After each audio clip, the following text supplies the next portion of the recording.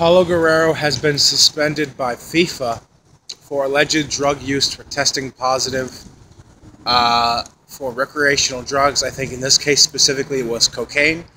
He has been suspended for a full year by FIFA, and if the ban is upheld, he will miss the World Cup for Peru. So imagine that, Peru being dealt a heavy blow with their star striker, their main player, potentially, at the moment at least, most likely, missing the World Cup. Now, it's not set in stone yet because you have to think that Paulo Guerrero and his lawyers will appeal the decision by FIFA. Maybe they'll take that up with the Court of Arbitration of Sports, and we'll find out more maybe as we get closer to the World Cup whether they will allow him to play. We might not even find out if he'll be allowed to play until days before Peru kicks off against Denmark. So we could be left here in the dark for the next 6 or 7 months, not knowing the fate of Paulo Guerrero. Or maybe, there will be an announcement made within the next few weeks or early 2018. We just don't know. We don't know.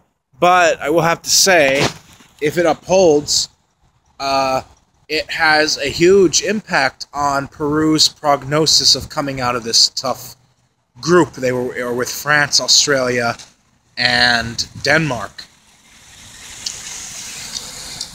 So does this change my prediction in the short term?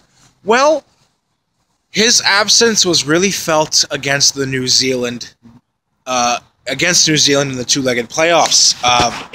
New Zealand held their own against Peru, but it was also the case that Peru sort of did not dominate in the way we expected them to. They won 2-0 on aggregate, scoreless draw in the first leg.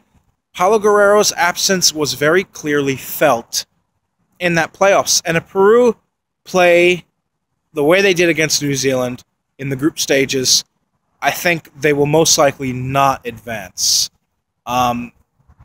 Because with Paulo Guerrero's absence, and you're just coming up against much better teams in France, Denmark, and Australia. So, I don't know. It's really difficult. But a large part of me also thinks that maybe this could help inspire Peru. Maybe now that they know that Paulo Guerrero most likely won't be there, Ricardo Gareca can make necessary changes and other players can step up because they have a lot of talent, Peru.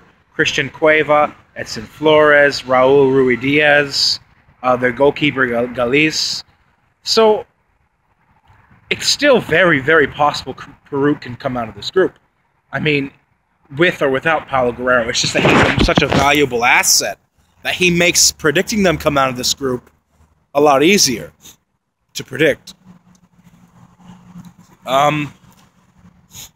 But I have to say, as a neutral observer, I trust Ricardo Gareca.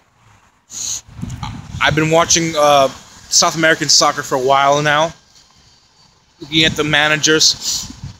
Gareca is one of my favorite managers heading into this tournament. I really like how he has this Peru team shaped up.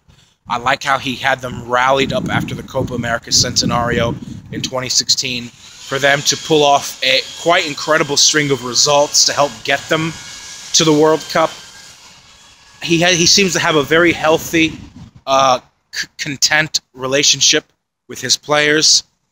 And I don't know. There's just something about Ricardo Gareca. I trust him. I trust him to make the sort of necessary adjustments that would be needed in a difficult group like this. So you know what? I'm sticking with Peru to come out of this group, to be honest. I still have Denmark and Peru coming out. As you know, my World Cup surprise from my prediction video last week. I still have Denmark and Peru coming out. But we'll just have to wait and see what other developments arise if Paulo Guerrero will win the appeal that he makes, because most certainly he's going to appeal this decision. Because he wants to be in a World Cup. Peru wants him to be in a World Cup. And I think anyone that's a neutral that's familiar with his work also wants to see him in a World Cup. So we'll just have to see how that goes. He doesn't play, it's a big blow, but I'm not convinced that it is doomsday for Peru in that regard, because I do think they have other quality that can step up. And I trust Ricardo Guerrero. I just do. I think he's a great manager. I will say this. If Peru succumbs to his absence and it costs them advancing from this group, I think the team that will benefit from it would be Australia. That's right. I'm still not going for France. I'm still not going for... It's nothing against France. It's just I wasn't convinced with them in qualification. And I just think that you could see them pulling something like a 2002 or a 2010 all over again. You could see it happening. It's not likely, but you could see it happen. But like I said, even predictions in that regard, that's subject to change on my channel at any time. And I most certainly will change several predictions between now and next summer for my World Cup predictions. But I'm still sticking with Denmark and Peru to come out of this group.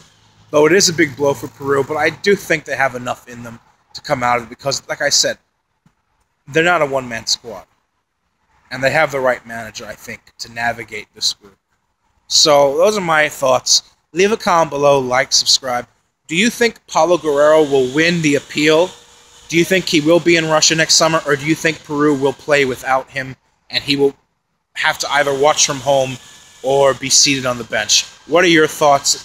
I look forward to reading your comments. Until then, maybe I'll see you again later tonight, maybe. But if not, then hopefully, God willing, tomorrow. Till then, have a good night, good evening, much love and peace out.